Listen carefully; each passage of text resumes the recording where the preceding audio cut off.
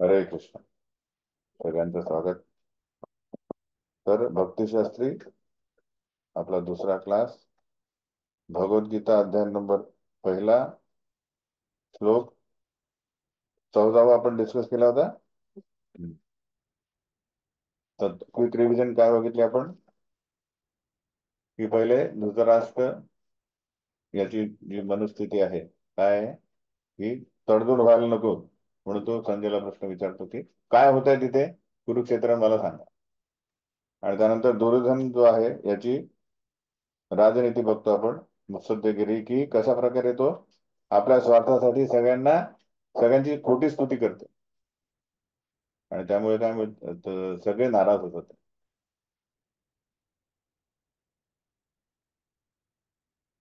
त्यानंतर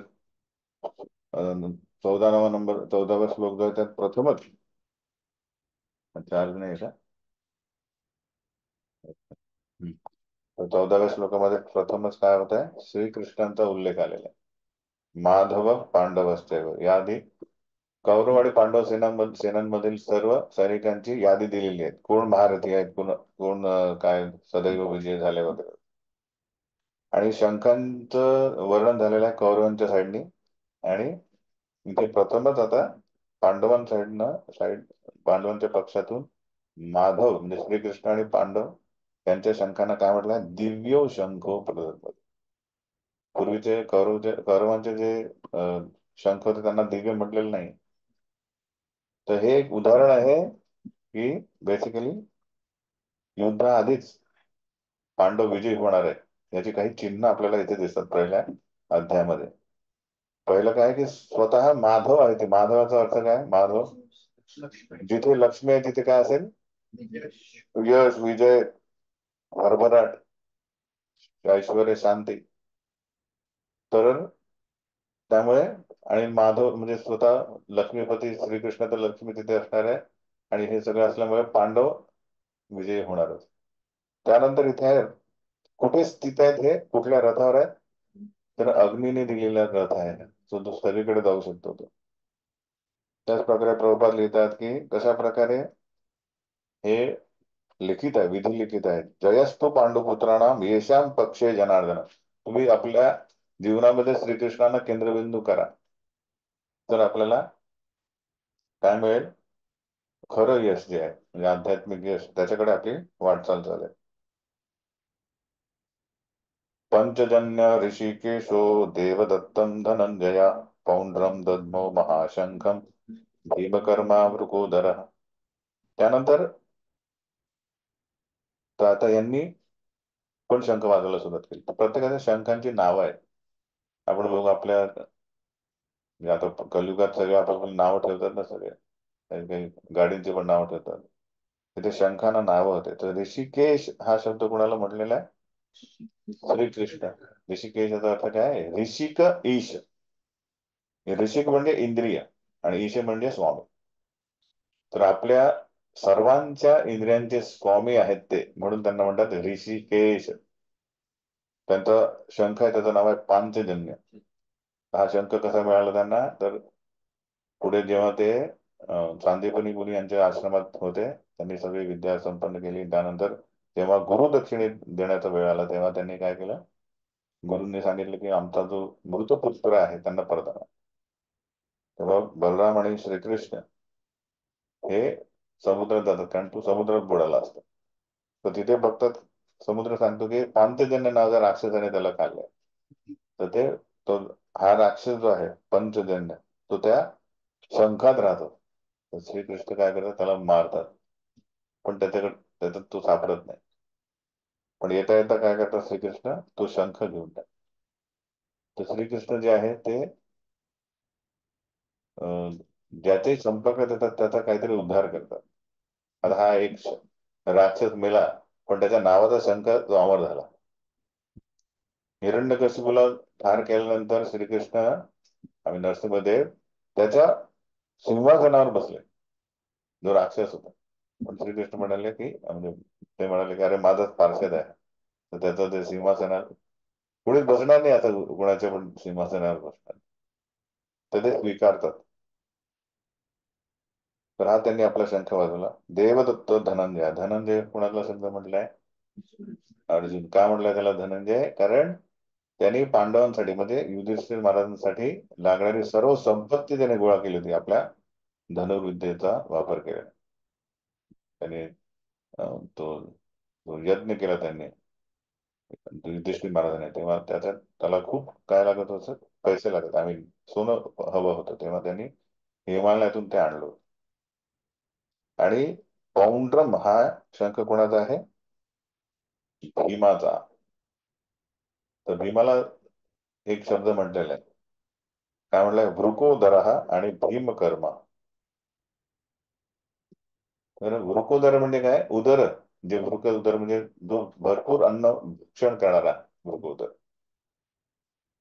पण त्याचबरोबर तो भीमकर्मा आहे, म्हणजे तो अतिमानवीय कार्य पण करू शकतो. त्याने हिडिंबा नावाच्या एका राक्षसाला पण वध केला होता. एक मानव असून राक्षसाला वध करण्यासाठी ताकद, स्ट्रेंथ पाहिजे, पॉवर पाहिजे, आहे की नाही? तसं त्यांनी आपले शंख वाजवले. अनंत विजयं राजा कुंतीपुत्रो युधिष्ठिरः नकुलः देवश्च सुघोषमणिपुष्पकौ काशश्च परमेश्वासः शिखण्डी च महारथ दृष्टद्युम्नो विराटश्च सात्यकिश्चापराजितः द्रुपदो द्रौपदेयाश्च सर्वशः पृथ्वीपते सौभद्रश्च महाबाहु शंखान दद्मो पृथक पृथक. त्यानंतर युधिष्ठिर महाराजांनी आपला शंख वाजवला. त्याचं नाव काय? अनंत विजय. असे राजाचा जो शंख आहे त्याचं नाव काय? ते सांगतं की तो सदैव विजयी होत होतो, अनंत काळ विजय होईल. आणि नकुल आणि सहदेव यांचे शंखाचं नाव आहे सुघोष आणि मणिपुष्प. ते शंखांचे नाव पण लक्षात ठेवा. बाकी सगळे पण आहेत, दृष्टद्युम्न, विराट, हे सगळ्यांनी आपापली शंख एका मागोमाग एक वाजवायला सुरुवात केली. हा शंख वाजवण्याचा मागचा उद्देश काय त्यांचा? तर युद्ध होण्यापूर्वी आम्ही सज्ज आहोत, ठीक आहे ना? त्यामुळे ते दोन्ही बाजूंनी शंख वाजवले. त्याच्यानंतर मग युद्ध सुरू होईल. तर आता कौरवांनी शंख वाजवले तेव्हा इकडे काही परिणाम झाला नाही. पण पांडवांकडनं सगळ्यांनी वाजवले एकत्र.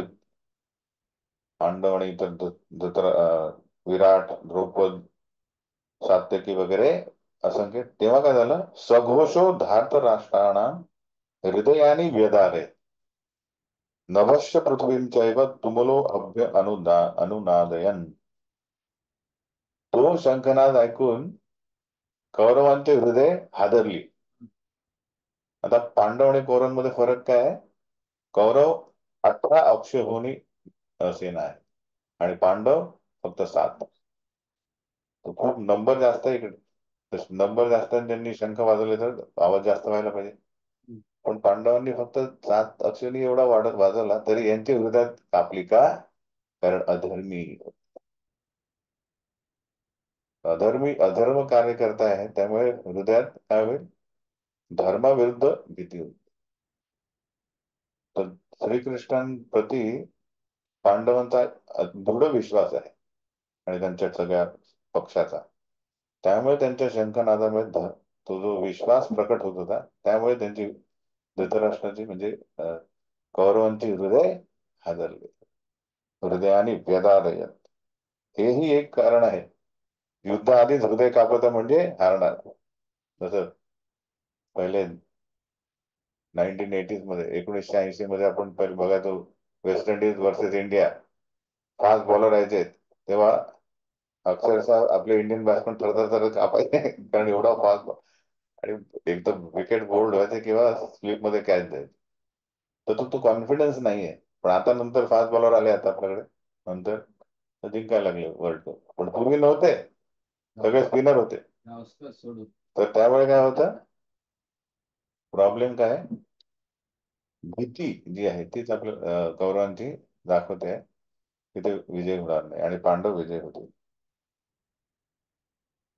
त्यानंतर तर हे कारण आहे अं, हृदय विदीर्ण होणे. हे हा प्रश्न येऊ शकतो की निदान काही कारण सांगा, 5-6 कारण. युद्ध सुरू होण्यापूर्वीच पांडव विजयी होतील याची विजयाची चिन्हे सांगा, कारण सांगा. आपण बघितले काय? पहिला, माधव लक्ष्मीपती श्रीकृष्ण आहे. दुसरं, रथ आहे अग्निरथ, जो अग्नीने दिलेला रथ आहे. नंतर अजून आले नाहीत. शंखने जेव्हा वाजवला त्यांनी कौरव पक्षाचं काय झालंय? हृदय हादरले. आणि आता अव्यवस्थितान् दृष्ट्वा धार्तराष्ट्रान् कपिध्वज प्रवृत्ते शस्त्र संपाते धनुरुद्यम्य पांडवा ऋषिकेशं तदा वाक्यम इदम आहमहि कथे. तेव्हा तिथे आलाय कपिध्वज, म्हणतात कपिध्वज म्हणजे ज्याच्या ध्वजावर कोण आहे? हनुमान चिन्ह आहे. कोण आहे हा? अर्जुन. अर्जुनाच्या रथावर ध्वज आहे. प्रत्येकाच्या रथावर ध्वज असेल. का असायचा? कारण त्या त्या युद्धभूमीवर इतके रथ असायचे की एखाद्या व्यक्तीला कोणाशी युद्ध करायचं तर तू शोधेल कसं त्याला? सगळे रथ सारखेच आहेत. तर तू ध्वज बघायचा, सगळ्यांचा ध्वज वेगवेगळा असायचा. दुर्योधन वेगळा आहे, अर्जुनाचा वेगळा, भीमाचा वेगळा. तर तो चिन्ह पण सगळ्यांना माहित असायचं की याचं चिन्ह काय. म्हणून समजा अर्जुनाशी युद्ध करायचं कर्णाला, तर कर्ण काय शोधेल? कपिध्वज कुठे आहेत, हनुमानजी कुठे आहेत, तिकडे जाऊन तू मग युद्ध करेल. तर हेही एक चिन्ह आहे बघा. अर्जुनासोबत कोण आहे? स्वतः हनुमंत आहे. ते ऍक्च्युली जेव्हा अज्ञातवासा दरम्यान भीम पण जेव्हा एकदा हिमालयात कमळ पुष्प घ्यायला जातात, तेव्हा त्यांना काय दिसतात? हनुमानजी एक वृद्ध वानर म्हणून रसात पडले बसलेले आणि त्यांची सेफ्टी मध्ये आहे. तोंडारे सेफ्टी सेफ्टी उचल, कारण मी कुठल्याच व्यक्तीला ओलांडून जाऊ शकत नाही, कारण त्या सगळ्यांच्या हृदयात कोण आहे? भगवंतच वास करतात, म्हणून आपण ओलांडत नाही. तर तो म्हणतो, अरे मी खूप म्हातारा आहे, तूच कर तुझ्यात. तर तो उचलू शकत नाही, ती शेपटी उचलू शकत नाही. तेव्हा यांना कळतं की नाही, ऍक्च्युली हा दिव्य पुरुष आहे. मग हनुमानजी त्याला भेट देतात, कारण दोघं बंधू आहेत, वायुपुत्र आहेत.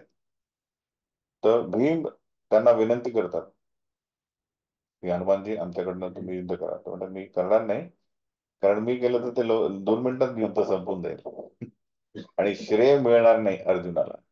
श्रीकृष्ण जे आहे ते इथे एका विशिष्ट कार्य पूर्ण करायला लागले. हे द्वापरयुगात आमचं होतं. पण मी एक मदत करेन, जेव्हाही अर्जुनासमोर कोणी व्यक्ती येईल तर त्याचा त्याचा आत्मविश्वास ढासळण्यासाठी मी जोरात किंचाळेन. म्हणून तिथे हनुमंत होते. तर एवढं सगळं व्यूहरचना बघितल्यानंतर अर्जुन श्रीकृष्णांना पुढील प्रमाणे म्हणतो. काय म्हणतो तो? त्याचा सांगायचा उद्देश का हनुमानजी विजयाचं चिन्ह आहे? कारण द्वापर युगात त्यांनी श्री रामचंद्र यांना मदत केली होती आणि विजयी ठरले होते. आणि आता सेम रामचंद्र कसे आलेले तिथे? श्रीकृष्ण म्हणून आहे. म्हणून आता जिथे आहे श्रीराम आहे तिथे सीतादेवी पण असणार, म्हणजेच लक्ष्मी जी आहे. अशा प्रकारे हा विजय त्यांचा होणार. 21वा श्लोक. तर अर्जुन काय म्हणतो? सगळे तयार आहे, शंख वाजले, आता युद्ध व्हायला पाहिजे. पण तो म्हणतो, अर्जुन उवाच सेनयोर उभयोर्मध्ये रथम स्थापय मे अच्युत यावदेता निरीक्षेहम योद्धु कामान अवस्थितान कैर्मया सह योद्धव्यम अस्मिन रणसमुद्यमे. तर श्रीकृष्ण हा नर आहे, नारायण आहे, आणि अर्जुन नर आहे. नर नारायण जे आहेत आता समोर आहे. पण आता सकालेने महता योगो नष्ट परंतप. तर हे जे ज्ञान आहे ते लुप्त झालेलं आहे. पण आता अर्जुनाद्वारे परत ते मानव जातीला द्यायचं आहे. त्यामुळे नर अर्जुन हा मोहात पडला पाहिजे, मग ज्ञान येईल ना. तो सर्व ज्ञानी आहे. म्हणून इथे त्याच्या शब्दानुसार आता काय म्हणतो तो? रथम स्थापय मी अच्युत, म्हणजे काय? हे कृष्ण, माझा रथ तू समोर ने. काय म्हणलंय? माझा, मी आणि माझा, म्हणजे आपण व्यक्ती मुळात. काय झालेलं आहे? आपल्याला आपल्या जीवनामध्ये काय काढायचं आहे? अहंकार, मी आणि माझा. इथे सर्व ज्ञानी अर्जुन आता हा मोहात पडला, म्हणून त्याला नाव काय दिलंय? अर्जुन विषाद योग. तर विषाद कधी येणार? जो मोहात पडेल तो विषाद. विषाद म्हणजे तो संकोचात येईल. काय करायचं नक्की मला माहित नाही. तर इथे श्रीकृष्ण त्याला आपल्या योग स्थितीने काय करतात आहे? मोहात पाड, जेणेकरून हे ज्ञान मानव जातीला मिळेल. इथे एक शब्द आलेला अच्युत, कोणाला म्हटलेला आहे? श्रीकृष्णाचं नाव अच्युत का म्हटलेलं आहे? कारण जे आपल्या भक्तांना संरक्षण देण्यासाठी कधीच मागे होत नाही, कमी पडत नाही, कधीच च्युत होत नाही, पडणार नाही, म्हणजे आपलं कधीच ते सोडणार नाहीस ना, सदैव तत्पर राहतात की भक्ताचं रक्षण कसं करू, म्हणून त्यांना नाव आहे अच्युत. तर हे जे आहे, विचार करा की या युद्धामध्ये श्रीकृष्ण योद्धा म्हणून नाही आलेले, एक सारथी म्हणून आले. सारथी म्हणजे ड्रायव्हर.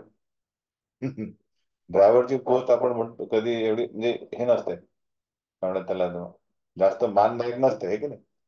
पण सर्व पुरुषोत्तम भगवान जे आहे, सर्व गुण संपन्न, ते आता एका सारथ्याची म्हणजे ड्रायव्हरची पोस्ट घेऊन येतो. पण हा पण हे जे ही जी गाडी आहे ती मर्सिडीज नाही आहे, रथ आहे. तर रथ चालवण्याची काही पद्धत आहे. तिथे काही इंडिकेटर नाही आहे की तो समोरचा सैनिक तो दाबेल, त्याला टँग टँग मारला तर राईटला जा. तर तिथे जो सारथी खाली आहे आणि त्याच्या मागे उभा आहे तो सैनिक असायचा, जो पण वीर आहे.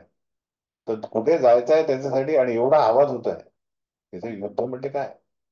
हत्ती किंचाळतात, घोडे, आणि रथांचा आवाज, माणसांना लागताय, ते ओरडतात आहे. या सगळ्या आवाजामध्ये तुम्ही सांगणार काय? त्याला कळलेलंच नाही पुढे, म्हणून ते पायाने मारायचे कोणाला? सारथ्याला. उजव्या साईडला मारलं की उजवीकडे जायचं, डाव्याकडे मारलं तर डावीकडे जायचं, सरळ मध्ये मारलं की सरळ जा, आणि अशी थाप मारली की थांबा. तर श्रीकृष्ण आपल्या भक्ताच्या लाथा खायला तयार झालेले आहे, म्हणून ते काय? अच्युत. आपण विचार करा, तुम्ही कराल का कधी? तुमच्या घरी जी बाई आहे समजा काम करणारी, तिला म्हणाल ते आज तुझे मसाज मसाज करतो मी तुझं, कराल का? तिने किती काम केलं तर तिचा चुका काढाल तो. म्हणजे बेसिकली सांगण्याचा उद्देश की श्रीकृष्ण हे सदैव तत्पर असतात आपल्या भक्तांची सेवा करण्यासाठी. त्या प्रकारे आवाज फाटतोय का? नाही नाही, असं केलं तर हा आता फाटेल. हा, आता नाही ना? हो अच्छा, आता ठीक आहे ना? हा, तर आधी सांगायचं तुम्ही, हे माझे प्रेक्षक आहे, म्हणजे इथे तुमचा जो फीडबॅक आहे तो महत्वाचा आहे की नाही? तर सांगत राहा की हा पाठ करा, किंवा तुम्ही रेकॉर्डिंगला टाकला का, सो अँड सो फोर्थ. ठीक आहे ना? कधी कधी मी विसरतो रेकॉर्डिंगला टाकायला. Anyway, तर श्रीकृष्ण हे जरी आता सारथी म्हणून आलेले आहे, तरी त्यांची पोझिशन पुरुषोत्तम म्हणून खाली नाही झालेली आहे. ते सदैव काय आहेत? षड ऐश्वर्य, सच्चिदानंद विग्रह पुरुषोत्तम श्री भगवानच आहेत. जे असो रणछोड असो, सारथी म्हणून आले तरी ते श्रीकृष्णच आहे. पण ते स्वतःला कमी लेखत नाही की मी हे करणार नाही. त्यांचा मेन हेतू काय आहे? माझ्या भक्ताला वाचवायचा, त्याला मदत करायची. तेच अपेक्षित करतात आपल्याकडनं भगवंत, की तुम्ही माझ्या भक्तांना कसे ट्रीट करता, त्यानुसार मी तुम्हाला ट्रीट करेल. याचं लक्षात. भक्त्या माम अभिजानाती, भक्तांतर्फेच तुम्ही मला जाणू शकता, अन्यथा नव्हे. ठीक आहे ना? तर इथे प्रश्न पडतो, कृष्ण म्हणजे काय, कशाला जायचं आता, डायरेक्ट युद्ध करा. तर तो म्हणतो यावदेता निरीक्षेहम, मला निरीक्षण करायचं आहे की योद्धू कामान अवस्थित, युद्ध करण्यासाठी कोण कोण आलेलं आहे. कारण काय आहे, 12 वर्ष वनवास, 1 वर्ष अज्ञातवास, असे 13 वर्ष पांडवांनी कौरव यांना बघितलेलं नाही. कौरव म्हणजे त्यांचे बंधूच आहेत ना.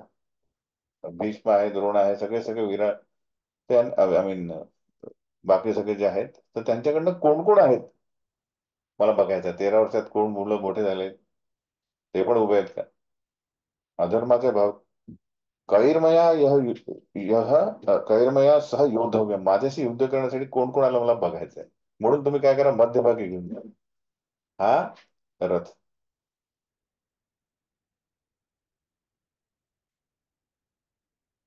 तर ही उत्सुकता त्यांना दाखवायची, आणि ती उत्सुकता म्हणजे काय? ती माया आहे, मोह आता निर्माण होईल ते.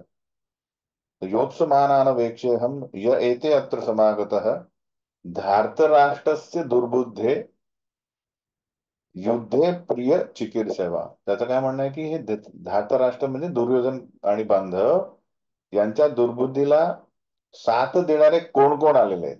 म्हणजे सगळे दुर्बुद्धीच आहेत, कारण अधर्माची बाजू स्वीकारली आहे. आणि मला बघायचं आहे ते कोण कोण आले लढण्यास. कारण जसं म्हणतं की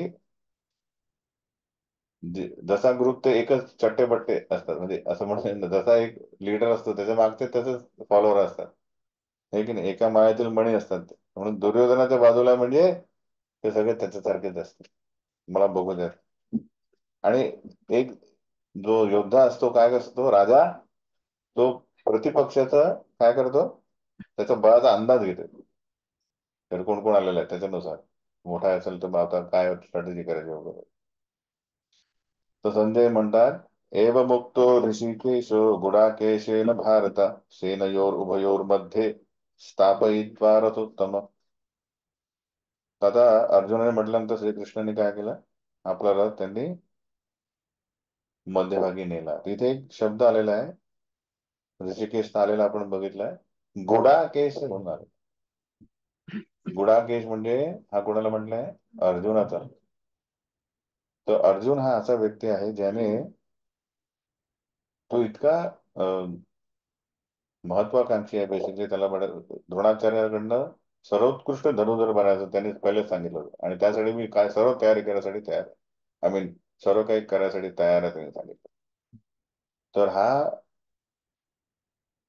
याने अज्ञानावर सगळं सर्व विजय मिळवलेला आहे गुडाकेश, आणि निद्रेवर पण विजय मिळवला. ज्याला टॉपर यायचं असतं तो रात्र रात्र पण अभ्यास करतो, आहे की नाही. तसंच अर्जुन पण असा होता की, तर द्रोणाचार्याला माहित होतं की हा कवण आहे अर्जुन, म्हणून त्यांनी काय सांगितलं होतं गुरुकुलमध्ये, याला रात्री खायला देऊ नका, संध्याकाळ झाल्यानंतर अंतर. तरी एक दिवस तो त्याला दिला जातो, आणि खाताना काय होतं, तो खाताना विचार करतो, अरे अंधार आहे, तिथे काय आपल्यासारखी लाईटिंग नाहीये, तरी अन्न जे आहे तोंडातच जात आहे, नाकात नाही जात आहे, डोळ्यात नाही जात आहे. बरोबर मी शोधतोय, तर म्हणजे अंधारात मी खाऊ शकतो, म्हणजे अंधारात मी बाण पण चालू शकतो. तर लगेच तो खाणं सोडून बाण चालवला. तो आवाज ऐकून द्रोणाचार्य येतात की, अरे रात्री हा आवाज कसा आहे. तर तेव्हा ते बघून त्याला खुश होतात की हा असा पाहिजे, म्हणजे योद्धा सदैव शिकण्यासाठी रेडी, म्हणून ते त्याला शिकवतात. तर हा जो आहे व्यक्ती गुडाकेश, पण हा आता काय झालेला आहे, बद्ध अवस्थेमध्ये आपल्यासारख्या जनसामान्य व्यक्तीसारखा आता तो झाला आहे. का? कारण आता विषाद योगामध्ये त्याला ज्ञान दिलं जाईल. तर त्याचं आता, श्रीकृष्ण हे असे व्यक्ती आहेत जे सगळ्यांच्या हृदयामध्ये आहे, तेव्हा सगळ्यांचे विचार जाणतात, सगळ्यांचा स्वभाव जाणतात. म्हणून बरोबर आपला अहंकार कसा ठरेल किंवा कशा प्रकारे आपली परीक्षा होईल ते जाणतात. आता अर्जुनाने म्हटलं की मला बघायचं आहे, तर त्यांनी कुठे नेलं असतं, हे की नाही. त्यांनी नेलं असतं डायरेक्ट दुर्योधनासमोर, हे बघ दुर्योधन, हा कर्ण बघ. तर बघून काय झालं असतं, अर्जुना संताप झाला असता आणि त्याला युद्ध करा. कारण काय, त्याला आठवलं असतं की अरे द्रौपदी वस्त्रण, कर्णाने शिव्या दिल्या जे काय.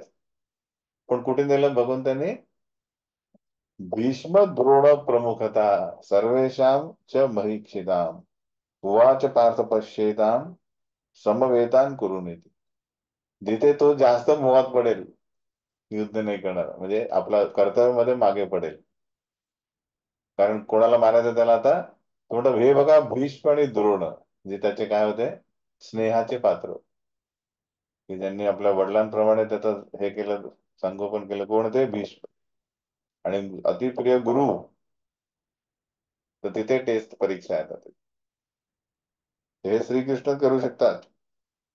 आपण म्हणू कृष्णा मला असं नाही, माझी प्रगती ना या मार्गावर नाही, ते बरोबर नेतील कुठल्या मार्गावर न्यायचे. तर जसं जसं तिथे गेलं पहिले भीष्म आणि द्रोण, त्यामुळे अजून त्या माहीत पडलं. आणि नंतर तत्र पश्चात स्थितान पार्थ पितृनथ पितामहान आचार्यान मातुलान भ्रातॄन पुत्रान पौत्रान सखीं तथा श्वशुरान सुहृदश्चैव सेनयोर उभयोरपि. तर त्याला सगळे दिसले तिकडे, दोन्ही पक्षांकडे बघता येतो. आता मध्ये याला म्हणजे दोन्हीकडे दिसतंय. आपले वाडवडील, आजे, शिक्षक, मामे, भाऊ, पुत्र, नातवंड, मित्र, तसेच सासरे आणि हितचिंत सर्व त्याला दिसले. सगळे बघताय तो, अरे हे तर माझे नातलग आहे. आणि आता तो विविध कारणे देतो की मी युद्ध करणार नाही. तर 5 मेन कारणे देतो, ते तुम्हाला सविस्तर लिहायचे आहेत.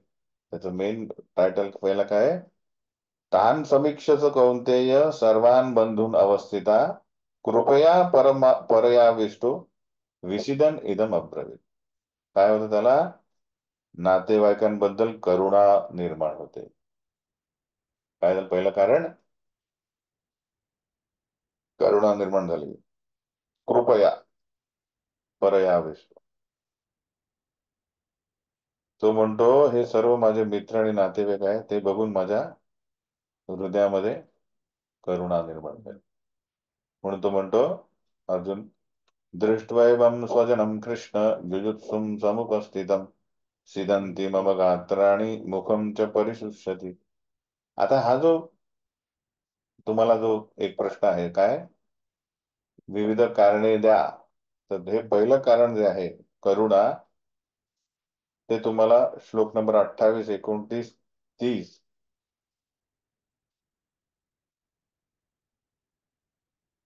याच्यात, याचं काय करायचं स्पष्टीकरण द्यायचं. म्हणजे बेसिकली या 3 द्वारे तुम्हाला सांगायचं की ते करुणा कशी निर्माण झाली, त्याचा परिणाम काय झाला. काय म्हणतो तो?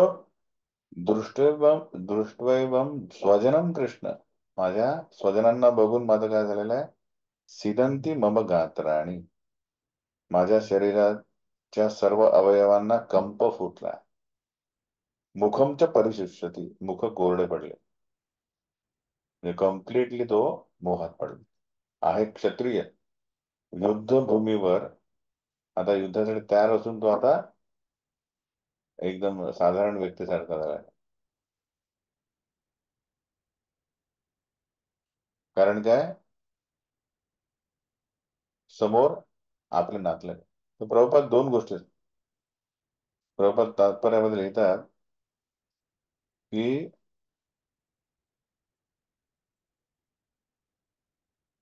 हा जो अर्जुन आहे, याची ही जी लक्षणं आहे, ही दुर्बलतेची लक्षणं नाहीये, तर ही भगवंतांचा शुद्ध भक्त होण्याची कारण आहे. म्हणजे बेसिकली भक्त जो आहे, शुद्ध भक्त, तो इतरांना कधीच त्रास द्यायची विचार नाही करत. यस्या अस्ति भक्तीर भगवती अकिंचन सर्व गुणस्तत्र समा असते सुद्धा. नेक्स्ट त्याच्यात ते म्हणजे प्रभुपाद लिहितात की ऍक्च्युली राजाने असं वागू नये. पण म्हणजे प्रभुपाद बॅलन्स करतात की भक्ताने आपल्या जीवनामध्ये सदैव असं राहावे, काय दैवी गुणसंपन्न, पण जिथे लागेल तिथे आपला धर्म पालन कर्तव्य करायला पाहिजे. तर इथे अं, अर्जुन जो आहे ऍज अ भक्त व्यवस्थित आहे, पण क्षत्रिय तो विसरलेला नाही. क्षत्रियाचं उदाहरण नंतर देतो. तर बेसिकली एक भक्त म्हणून त्याने कुठल्याही किड्याला इजा करू नये आणि त्यांना दुसऱ्याला दुःखात टाकणे हा विचारच त्याच्या येत नाही, कारण तो दैवी आहे. दैवी गुण संपन्न असतो भक्त. तर हा अर्जुन हा तो विचाराने त्याचं मुख कोरडं आलं आणि अंग कापायला लागलं. वैपत्युश्च शरीरे मे रोम हर्षश्च जायते गांडीवं संस्कृते हस्त्वा त्वच्चैव परिदह्यते.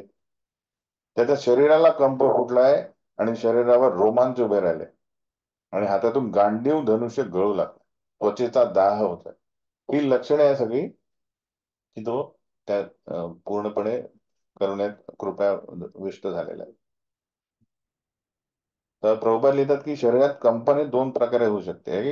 एक म्हणजे आध्यात्मिक भाव उत्पन्न झाल्यावर, श्रीकृष्ण आणि लीला बघितल्यावर, किंवा दुसरं भौतिक परिस्थितीत अधिक अतिभय आल्यावर, अतिभय आल्यावर. पण इथे कुठलीच आध्यात्मिक भाव उत्पन्न नाही झाले, ही भौतिक भीतीची स्थिती आहे उत्पन्न झाली. तर इथे प्रभुपाद लिहितात शेवटी की जीवनाविषयीच्या भौतिक संकल्पनेमुळे अथवा देहात्म बुद्धीमुळे या सर्व गोष्टी घडतात. कुठल्या? शरीर कंपन होणे, हात त्वचेचा दाह होणे, कशामुळे होतात? हे भौतिक संकल्पनेमुळे. आपण शरीरात आहो, पण आपण आत्मा आहो. पण आपण समजलो मी शरीर आहे, याला इजा होते, हे काही हिसकावून घेणार आहे, तर या भौतिक संकल्पनेमुळे म्हणजे देहात्म बुद्धीमुळे या सगळ्या प्रकार होतो. घाम फुटणे, लेकिन म्हणून तो उदाहरण देतो, न च शक्नोमी अवस्थातून भ्रमतीव च मे मनः निमित्तानि निमित्तानी च पश्यामी विपरीतानी केशव. तो म्हणतो की मला इथे जे आहे थोडा वेळ पण उभं राहणं शक्य नाहीये, कारण माझं मन चक्रावून गेलेलं आहे आणि मला केवळ विपरीतच घडण्याचं लक्षण दिसतं. एवढे वर्ष तो झालेला आहे, 13 वर्ष जंगलात फिरले, भिकाऱ्यासारखे ऍक्च्युअली बेसिकली भिक्षा मागून जगत होते आणि सतत विचार करत होते कधी युद्ध होतं, आपला राज्य मिळेल. आणि आता ती संधी आलेली आहे आणि काय विचार आहे? केरळचे माझं मन चक्र होत आहे.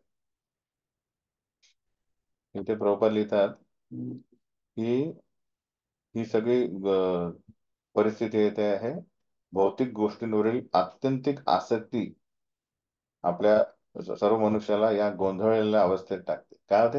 अति आसक्ती. जसा व्यक्ती एखादा आसक्त असेल तर सतत फोन करेल, अरे तू पोचला का रस्त्यात, ऍक्सिडेंट झाला नाही ना, तर 10 फोन करेल तो. किंवा ती अति आसक्त, पोच निघाला की नाही, अरे वेळ काय झाला, तर गोंधळून टाकते. भीती, भौतिक भयम द्वितीय अभिनिवेशत. त्याच्यात काय होतं? तो व्यक्ती मोहन झालेला, तो तो म्हणतो मीच सेंटर ऑफ युनिव्हर्स आहे, मग सगळं ते माझ्या भोवतीच चाललेलं आहे. मी इम्पॉर्टंट आहे आणि माझ्याशी रिलेटेड तेच इम्पॉर्टंट आहे. ते कशाला इम्पॉर्टंट? कारण ते माझ्याशी रिलेटेड. तर भगवंतांबद्दल चिंतन पाहिजे, पण तो चिंतन कशात करतो? स्वतःबद्दल. त्याच्यात अति आसक्त होऊन जातो. किती? आत्यंतिक आसक्ती. मी काय घातलेला, प्रेस बरोबर आहे की नाही, मागून कसा दिसतो, हेअरकट आहे की नाही, दाढी केली की नाही, सेल्फ सेंटर्ड व्यक्ती होतो. त्याच्यापेक्षा थोडा वेगळा व्यक्ती, माझे मुलं चांगले त्यांना आहे का सायकल वगैरे किंवा गाडी, नंतर माझा समाज कसा आहे, माझा प्रतिष्ठा आहे की नाही, माझा देश, हे संपूर्ण मानवता, आलं लक्षात? असं तर एक एक एक वाढत जाते. पण सुरुवात कुठून आहे? मी. हम्म. तो मी आहे म्हणून सगळं आहे. त्यामुळे तो दिसतोय की अरे बेसिकली माझी अशी परिस्थिती आहे, त्यामुळे मला काय दिसेल? युद्ध विपरीतच, याचा युद्धाचा निर्णय विपरीत येईल, असं तो. आता रिझल्ट देतो. हे आहे मानसिक काय म्हणतात त्याला, ही वृत्ती असते. काय वृत्ती आहे? न च श्रेयो अनुपश्यामी हत्वा स्वजन माहवे, न कांचे विजयम कृष्ण न च राज्यम सुखानीच. तो म्हणतो या युद्धामध्ये माझ्या स्वतःच्याच नातलगांना ठार बनून त्यातून कोणाचे कसे काय कल्याण होणार आहे, आणि हे कृष्ण त्यापासून प्राप्त होणारे विजय सुख आणि राज्य याची इच्छा देखील मी करू शकत नाही. याचा अर्थ काय? सपोज एक लेडी आहे, लेडीज आहे, तिने नवीन साडी घेतली, पण तिला सांगितलं हे कोणाला सांगू नका, तर तिला काय फायदा होईल त्याला? ती काय करेल? पहिले सगळ्या जमान्याला दाखवेल तिथे, हे की नाही फोटो. कारण मेन काय आहे, ते दुसऱ्यांना दाखवण्यासाठी घेतलेली आहे ती, हे की नाही. किंवा एखादा हे आहे पिता, त्याचा मुलगा IIT टॉपर झाला, तो म्हणतो मी सर्वांना सांगेल, म्हणजे रात्र रात्र जागून सगळ्यांना, कोणी उचललं नाही, माझा मुलगा टॉपर आला, माझा मुलगा टॉपर आला. कारण काय, ते त्याला सुख आहे, ते शेअर केल्याने सुख आहे ते. थोडं नाही कशाला सांगायचं असं वाटेल का त्याला. अरे टॉपर आला तर सगळ्यांच्या दारात ठोकून मी सगळ्यांना सांगेल की माझा मुलगा टॉपर. मग तो म्हणतो अरे तुमचा माझा फेल झाला, मग त्याला अजून सुख होईल. येतं लक्षात.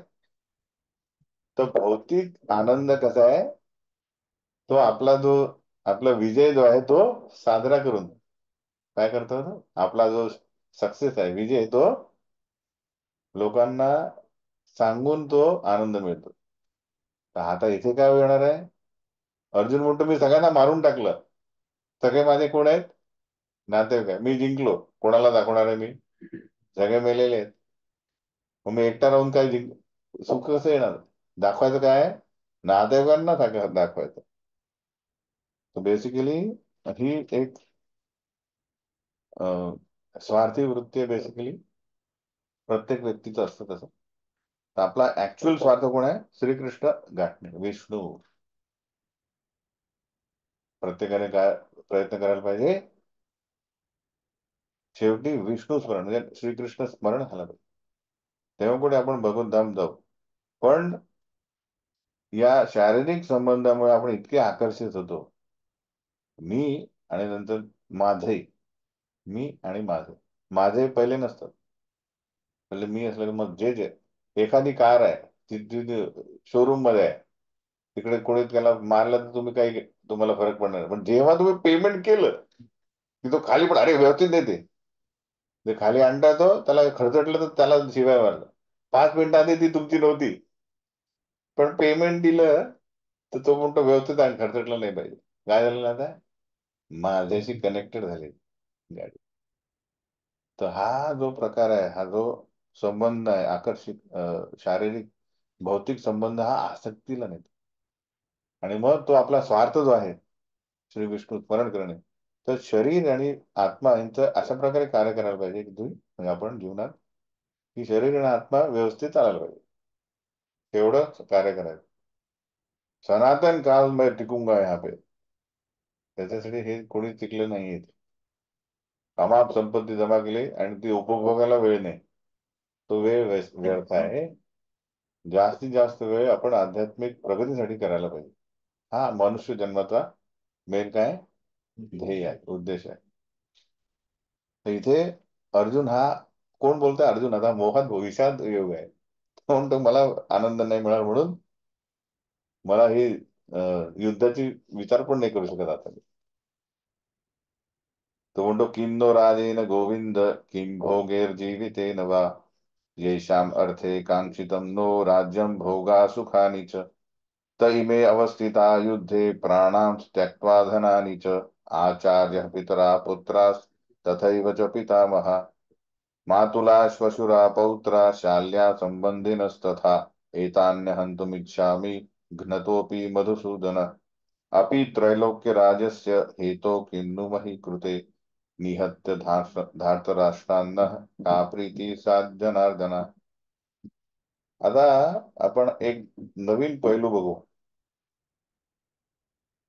की हा जो गीतेचा पहिला अध्याय आहे ना, हा याच्यात फक्त जास्त रस घेतात फक्त भक्तगण, वैष्णव संप्रदाय. इतर भरपूर संप्रदायामध्ये म्हणतात हा एक्स्ट्रा आहे, याचे काही गरज नाही, गीता तर दुसऱ्या अध्यायापासून चालू होते असं त्यांचं म्हणणं आहे.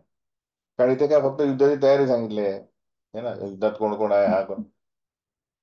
पण आचार्य वैष्णव आचार्य म्हणतात ऍक्च्युली हा जो पहिला अध्याय खूप महत्वाचा आहे, ज्याच्यात आपल्याला अर्जुनासारख्या भक्ताचे गुण दिसतात, है की नाही. जसं आपण पहिला बघितलं की तो भक्त जो आहे दुसऱ्याला हानी पोचू शकत नाही, त्याच्यात आनंद घेणार नाही. तर असे काही आता आपण बघणार आहोत की अर्जुन हा ज्याच्या ज्या युद्ध न करण्याचे जी कारणे देत आहे त्याच्यात त्याचे गुण दिसतात. फर्स्ट गुण काय आहे? तो म्हणतो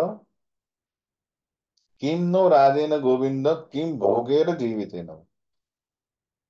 हा जो दुर्योधन आहे, हा राज्य भोगण्यासाठी इतका आतुर झाला, ते त्याचं राज्यच नाहीये, हिसकावलेलं आहे. आणि तो म्हणतो मी याच्यासाठी मी, त्याला म्हणतो वाटाघाटी करा, अर्ध अर्ध करा, 5 गावं द्या. तो नाही, एकटा भोग करणार, बांधून नाही. पण 12 वर्ष म्हणजे पहिले जन्म त्यांचा पांडवांचा कुठे झाला, जंगलात झाला. नंतर आले, परत त्यांच्याकडनं हिसकावून त्यांना हाकलून दिलं. एवढं सगळं झाल्यानंतर तरी त्यांना भोग इच्छा नाही, भोगी वृत्ती नाही. थोडं किन्नो राजेन गोविंद किम भोगे जीवित. तर भौतिक इंद्रिय तृप्तीकडे कल नाही आहे अर्जुनाचा, पहिला गुण. हे की नाही? नाहीतर काय होईल की राजा म्हणजे मग, की राजा म्हणजे राजा जो असतो, त्याचं जीवन असं असतं की तो युद्धात जीव द्यायला तयार असेल, पण त्याचं बाकी जीवन त्याचं ऐश्वर्यशाली असतं, जर तो धार्मिक नसेल तर, राज ऋषी नसेल तर. पण राज ऋषी कधी पण जे आहेत हे अं, इंद्रिय तृप्तीकडे त्यांचा कल नसतो. त्याच्यातला हा राज ऋषी कोण आहे? आपले अर्जुन. आणि इथे तो म्हणतो आपली त्रैलोक्य राजस्य. त्रैलोक्य राजस्य म्हणजे याला माहिती आहे की ऍक्च्युली हे जे जीवन म्हणजे बेसिकली राज ऋषी आहे तो, की त्याला माहिती आहे की 14 लोक आहेत आणि बेसिकली प्रत्येक ठिकाणी राजे आहेत. त्रैलोक्य राजस, तर शास्त्रीय ज्ञान आहे, सर्व शास्त्राचे शास्त्रीय ज्ञान आहे. आणि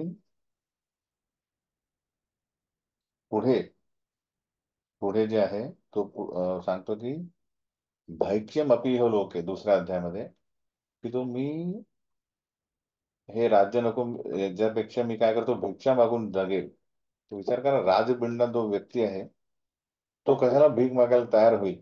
म्हणजे याचं हृदय एवढं हे आहे, काय म्हणतात त्याला, सॉफ्ट आहे, की ते म्हणतात की माझ्या स्वार्थासाठी मी एवढा 18 करोड म्हणजे करोड लोकांच्या मृत्यूला कारणीभूत ठरू शकतो, त्यासाठी मी भिक्षा मागेल.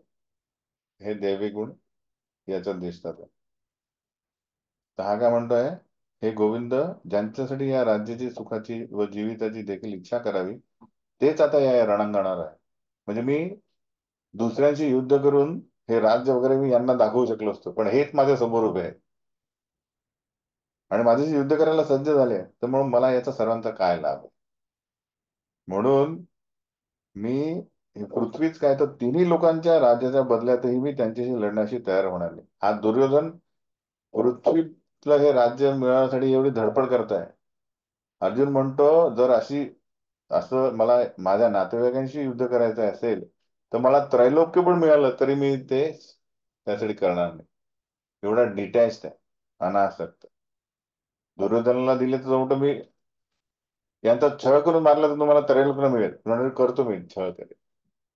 काय म्हणतो, म्हणजे नातेवाईकांना मारा तर तुम्हाला ही पृथ्वी मिळेल, छळ करून मारला तर त्रैलोक्य मिळेल, तर म्हणजे मी छळ करून मारेल. तर हे अधर्मी लोक, म्हणजे बेसिकली दुर्योधन पार्टी. पण अर्जुन हा आपली म्हणजे वारसा हक्क घेण्यासाठी पण तयार नाही, जेव्हा तो बघतो की नातेवाईकांना सर इजा होतो.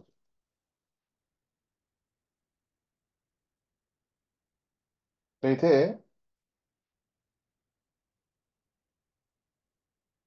एक शब्द येतो की अर्जुन म्हणतोय की तो किमनो राजेने गोविंद. तो गोविंद म्हणजे गोविंद शब्द नवीन आलाय. गो म्हणजे इंद्रिय, आणि जो इंद्रियांना आनंद देतो तो गोविंद. आणि बेसिकली गो म्हणजे गाय बनवते, तर गायींना आणि इंद्रियांना आनंद देणारे गोविंद. तर आता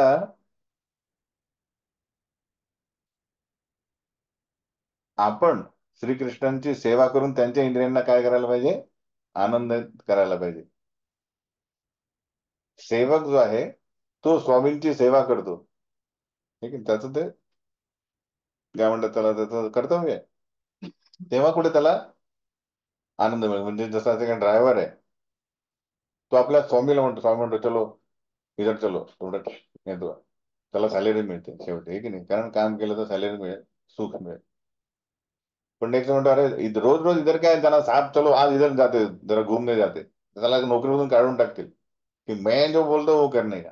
येतं लक्षात, तो म्हणू शकत नाही त्यांना की क्या रोज ऑफिस जाते, चलो आज आपण पिक्चर जाते इकडे. तर इथे अर्जुन काय म्हणतोय की किन्नो राजाने गोविंद, तर गोविंद म्हणजे अर्जुनाचं म्हणणं आहे की तुम्ही गोविंद आहात, तुम्ही माझ्या इंद्रियांना काय करायला पाहिजे, सुखी करायला पाहिजे. तो श्रीकृष्ण म्हणतात मी ते माझं काम नाही, तू तू माझी सेवा करायला पाहिजे. ज्या प्रमाणात मी सुखी होईल तेवढा तू खुश सुखी होशील. जसं अन्न जे आहे तोंडाद्वारे पोटात गेलं तर काय होईल, हाताला ताकद मिळेल. पण नुसतं हाताने ज्याने एन्जॉय केलं तर काय होईल, तो काही अन्न म्हणजे तो त्याला नरिशमेंट मिळणार नाही, पोषण मिळणार. तो प्रत्येकात आपला सुखाचं कारण काय, जर आपण ऋषिकेश यांची सेवा करून त्यांना प्रसन्न केलं तर ऑटोमॅटिक आपण त्यांचे अंश असल्यामुळे आपण आनंदी होऊ, प्रसन्न.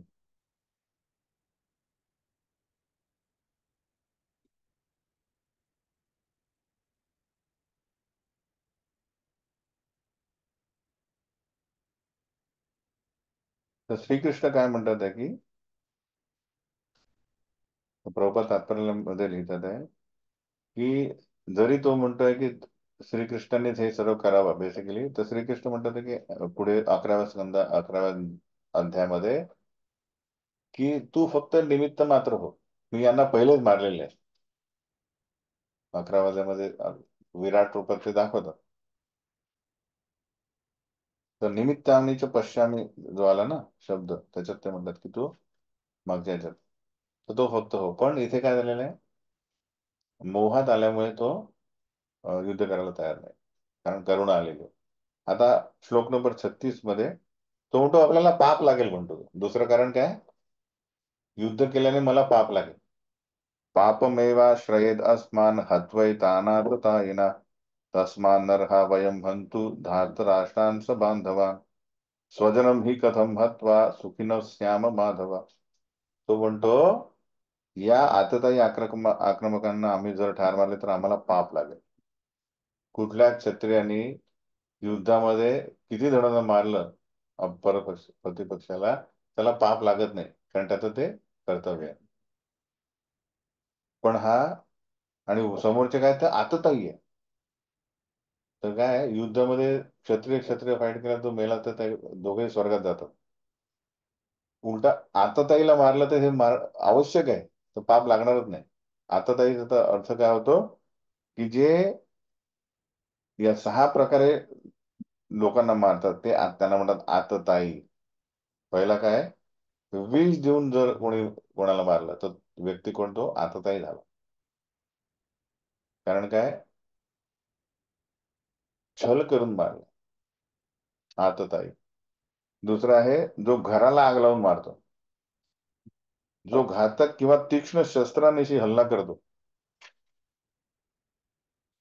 जो संपत्ती लुटतो, जो दुसऱ्यांची जमीन बळकावतो आणि जो परपत्नीचे अपहरण करतो.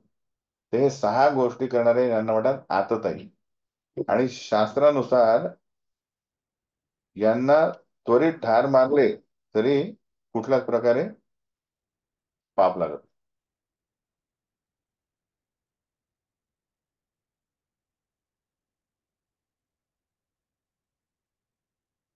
आणि समोरचे हे कोण म्हणताय, तर हे शास्त्रात लिहिलेलं आहे. आता हे सहाही सहाही 6च्या 6 आतताई कार्य कोणी केलेले आहे, कौरवांनी केलेले आहे. पांडवांना विष देऊन मारण्याचा प्रयत्न केला, त्यांच्या लाक्षागृहामध्ये त्यांना मारण्याचा प्रयत्न केला जाळून, तीक्ष्ण घातक शस्त्राने हल्ला केला विराट आणि याच्या आधी, संपत्ती लुटली, जमीन बळकावली, परपत्नीचे अपहरण करण्याचा प्रयत्न केला. त्यामुळे या 6 याच्यातील एकही कोणी अपराध केला तरी तो आततायी झाला. 6च्या 6 केलेले आहेत, तरी हा उलटा काय समजताय, मोहमायामुळे की मला पाप लागेल. इथे प्रभुपाद लिहितात की पहिले त्यांनी काय म्हटलं की यांनी युद्ध न करण्याचं कारण हे हे त्याचे वैष्णव गुण आहेत, दैवी गुण संपन्न. पण इथे लिहितात की जरी राज्यकारभारातील व्यक्तीने साधुवत असणे आवश्यक असेल तरी त्याने भ्याड मात्र नसेल, भित्रेपणा नको करू.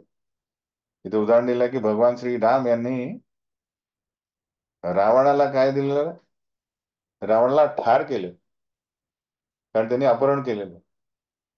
जरी श्रीरामचंद्र हे साधू वृत्तीचे होते राजे, रामराज्य, पण आताताईला सोडलं नाही. म्हणून हा अर्जुनाचा हा काय चुकीचं कारण आहे. तर इथे प्रभुपाद अर्जुनाला खडसावतात, म्हणजे बेसिकली चूक दाखवतात.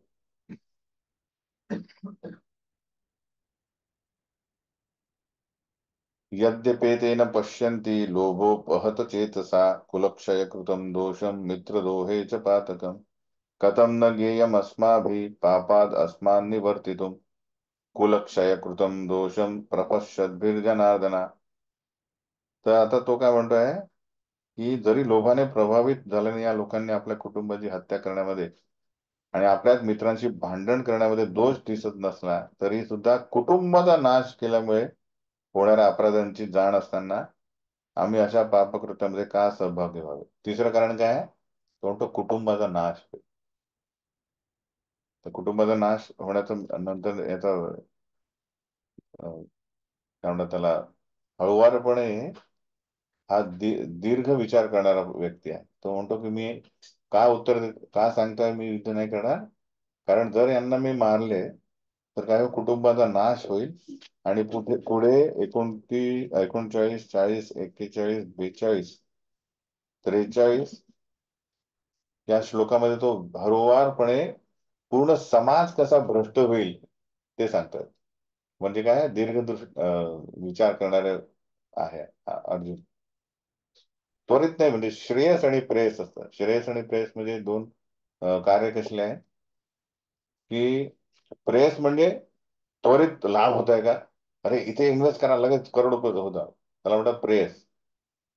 आणि श्रेयस म्हणजे तो विचार करणारा की बेसिकली आता मला प्रॉब्लेम नाहीये, म्हणजे आता काही मिळत नाही, पण भविष्यात मला खूप लाभ आहे. श्रेयस. तर तो जो श्रेयसचा विचार करतो भविष्यात, तो बुद्धिमान व्यक्ती. तो त्वरित लाभाचा विचार करेल नंतर हानी आहे, तो बुद्धिमान व्यक्ती नाही. तर इथे अर्जुन सांगतोय की कुटुंबाचा नाश झाला त्यामुळे नंतर काय होईल, हे सगळे वरिष्ठ व्यक्ती आहेत, राजे वगैरे, तर त्यांच्या पत्न्या ज्या आहेत त्यांना कोणी आश्रय राहणार. कुलक्षये प्रणश्यन्ति कुलधर्मा सनातना धर्मे नष्टे कुलम कृष्णम अधर्मो अभिभवत्युत. तर आपण माहिती आहे की एखाद्या घरामध्ये, कुटुंबामध्ये जर धर्मपालन किंवा व्यवस्थित संस्कार ठेवायचे असतील तर कोण पाहिजे, वरिष्ठ पाहिजे. ते म्हणतात अरे हा पाहिजो, तर आजोबा आजी वगैरे लहान मुलांना काय संस्कार देईल, पवारवाला पहिले पाहिजे देवाकडे हे जा सॉर्ट ऑफ, तर त्याला ते संस्कार मिळतात. पण त्यांनाच मारून टाकलं तर घरात धर्मच राहणार नाही, सगळे आपापले यांनी होते. कुळाचा नाश झाल्यामुळे शाश्वत वंश परंपरा नष्ट होईल.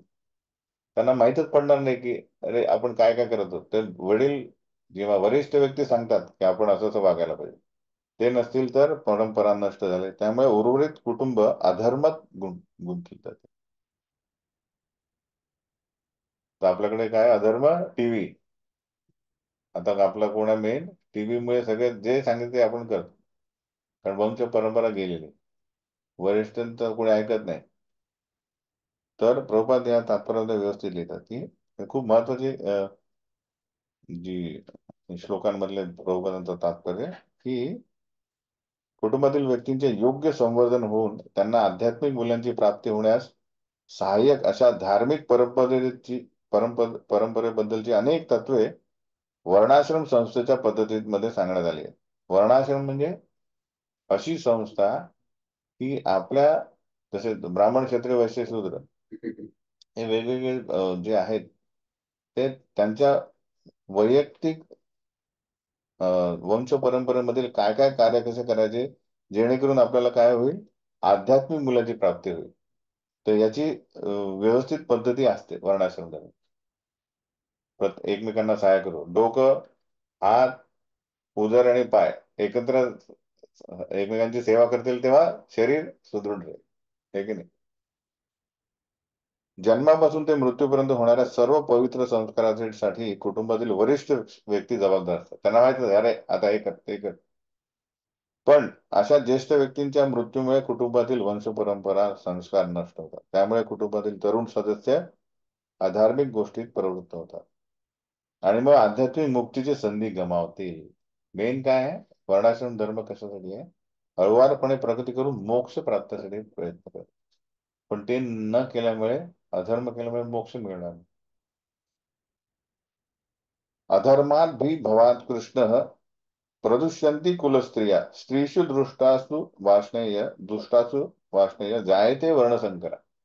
आणि मेन कारण काय आहे की कुळामध्ये जेव्हा अधर्माचे प्राबल्य होते तेव्हा कुळातील स्त्रिया दूषित होती आणि त्या याप्रमाणे स्त्री जातीचे पतन झाल्यामुळे अवांछित संतती उत्पन्न होतील. वर्णसंकर म्हणजे जो त्यांना म्हणतात की हमको रूल फॉलो नाही करणार.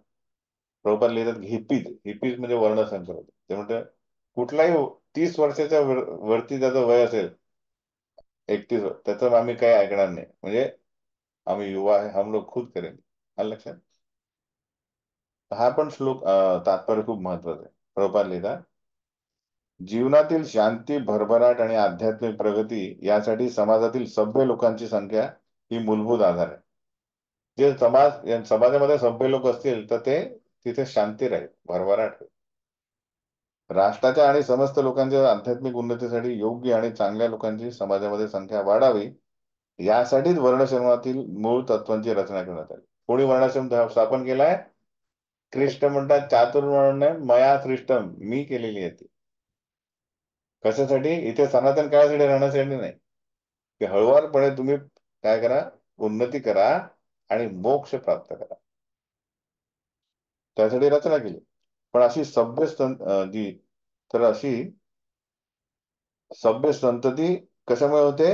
स्त्री जातीच्या पावित्र्यावर व एकनिष्ठेवर अवलंबून असते. समाजावर वरिष्ठ पाहिजे, पण वरिष्ठ पहिले जन्माला येतील ना, ते त्याच्यासाठी कोण जबाबदार आहे? स्त्री जाती जी पवित्र पाहिजे आणि एकनिष्ठतेवर असेल. ती कधी राहील? जेव्हा त्यांना आश्रय असेल वरिष्ठांचा, त्यांच्या वरिष्ठांचा. तर ज्याप्रमाणे मुले ही वाम मार्गाला लागू शकतात त्याप्रमाणे स्त्रियांचेही अधपतन सहजपणे घडू शकते जर त्यांना वरिष्ठांचा आश्रय नसेल. म्हणून लहान मुले आणि स्त्रिया तसेच या दोघांनाही कुटुंबातील ज्येष्ठ व्यक्तींकडून संरक्षणाची आवश्यकता असते. तर विविध धार्मिक व्रतवैकल्य करण्यात मग्न राहिल्यास स्त्रिया व्यभिचाराकडे, वाममार्गाकडे जाण्यास प्रवृत्त होणार नाही. तर ही सिस्टीम आहे. पण विविध धार्मिक कार्यामध्ये त्यांना सतत व्यस्त ठेवणे आवश्यक असते. या प्रकारे त्यांचे पावित्र्य आणि भक्तीमुळे वर्णाश्रमात मध्ये सहभाग घेण्यास पात्र अशा चांगल्या संततीची निर्मिती होईल. मेन कशासाठी आहे ही? तर स्त्री पवित्र तर संतती पवित्र. आता अशा वर्णाश्रम धर्माच्या अभावामुळे साहजिकच स्त्रिया पुरुषांबरोबर कार्य करण्यात आणि त्यांच्यामध्ये मिसळण्यास स्वतंत्र बनतात. कारण वरिष्ठ ही संस्था नाही आहे. आणि व्यभिचाराला अशी मोकळीक मिळाली की अनावश्यक लोकसंख्या वाढण्याची शक्यता वाढते. मग नंतर काय होईल? बेजबाबदार व्यक्ती सुद्धा समाजामध्ये व्यभिचाराला उत्तेजन देतील आणि त्यामुळे मनुष्य जातीमध्ये अनावश्यक संततीचा बेसुमार वाढ होईल आणि त्यामुळे युद्ध आणि महामारीचे संकट बळावते. सिस्टीम बघा काय हे केलेले आहे. एक कार्य आहे, युद्ध आहे, पण नंतर जनरेशन काय होईल? संकरो नरकायैव कुलज्ञानां कुलस्य च पतन्ति पितरो हि येषां लुप्तपिंडोदक क्रिया. अशी अनावश्यक संततीच्या वाढीमुळे कुळ परंपरा नष्ट करण्यासाठी निश्चितच नरकमय परिस्थिती निर्माण होईल आणि भ्रष्ट कुळातील पूर्वजांचे पतन होते. कारण त्यांना अन्न अथवा पिंड आणि जल अर्पणाची क्रिया थांबून जाते. संस्कार नसेल तर पुढची पिढी ते काय पिंड आणि दाखवणारच नाही. जे विष्णू प्रसाद आहे तो काय होत आहे की काही जे व्यक्ती आहेत ज्यांचे पापकर्मामुळे त्यांना शरीरच मिळणार नाही, भूत म्हणून लटकतात किंवा पतित लोकांमध्ये आहे, अधर लोकांमध्ये आहे. पण त्यांचं कोणाचं काम आहे? म्हणून लोकांना काय पाहिजे? पुत्र पाहिजे. कारण पूत नावाच्या नरकातून बाहेर काढण्यामध्ये पुत्र लागतो. तर हे जे पिंड दान वगैरे ही जी प्रक्रिया त्याच्यात जेव्हा तो जो जो पूर्वज आहे त्याला जो विष्णू प्रसाद मिळतो तर त्याची प्रगती होईल, त्याला शरीर मिळून तो परत आपल्या काय म्हणतात त्याला प्रगतीसाठी कार्यरत. पण पिंड झाल्यानंतर तो फिरत राहील. अलग लक्षात, म्हणून असे एक कार्य करण्यासाठी प्रभुपाद लिहितात की श्री विष्णूंना अर्पण केलेला नैवेद्य नंतर प्रसाद म्हणून खाल्ल्याने मनुष्याच्या सर्व प्रकारच्या पापगमनातून उद्धार होतो. अशा प्रकारे आपल्या पूर्वजांना मदत करणे ही वंश परंपरा असते. भक्ती मार्गाचा ते एनिवे ते नंतर बघू. तर अशामुळे अं, कोणाला लाभ होतो, वंश परंपरेला लाभ. पण अशी क्रिया थांबून जाते. मग काय होईल, दौशेरेते कुलज्ञानाम वर्णसंकर कारके उत्सादंते जाती धर्मा कुलधर्माश्च शाश्वत. वंश परंपरा नष्ट करणाऱ्या आणि या प्रकारे अनावश्यक संतती उत्पन्न करणाऱ्या दुष्ट कृत्यांमुळे सर्व प्रकारच्या सामुदायिक योजना आणि कुटुंब कल्याणाचे सर्व कार्य उद्ध्वस्त होतात. एक वंश झाला, अशी अनेक वंश परंपरा नष्ट झाल्याने काय होईल, सामुदायिक योजना आणि कुटुंब कल्याण सर्व कार्य उद्ध्वस्त होईल, म्हणजे पूर्ण समाज भ्रष्ट होईल. आता आपण जातो तर रस्त्यावर सगळे रूल फॉलो करतील आहे की नाही, सिग्नल फॉलो करतात. कोणी पार्केत खेळतात आहे, मुलं खेळतात आहे, त्यांना कोणी पाणीपुरी खात आहे, कुणीच कोणी पण अशी असेल तर काय होईल, तिथे तिथे तो एकमेकांना मारतात आहे, कोणी गोळ्या मारतात आहे, कोणी जाळपोळ करतात आहे. अशी परिस्थिती आहे. कारण काय, कोणालाच कोणी फॉलो करायचं नाहीये, सगळे असंस्कारित आहेत. तर हिप्पी कसे होते ते 1960 मधले, म्हणजे बेसिकली ते रस्त्यावरच झोपायचे. एकच ड्रेस घातला एक महिन्यात, ज्याच्यात शी सू होते काय माहित नाही, दारू ड्रग पिऊन हम लोग हॅपी आहे. ती अशी संतती वय वर्ष काय, 18 ते 25 आम्हाला स्वतंत्र राहायचं. हे ही वर्णसंकर म्हणतात. आलं लक्षात. तर ही परिस्थिती कोण कुटुंब कल्याण होणार आहे कोणाचं, नो लग्न काय नाही, कोण कोणासोबत काय करतं काय माहित नाही, कुत्र्या मांजरासारखी परिस्थिती होईल. तर अशा प्रकारे तो कारण देतो. आणि मग म्हणतो उत्सन्न कुलधर्माणाम मनुष्याणाम जनार्दना नरके नियतम वासो भवत्येति अनुशुश्रुम. आता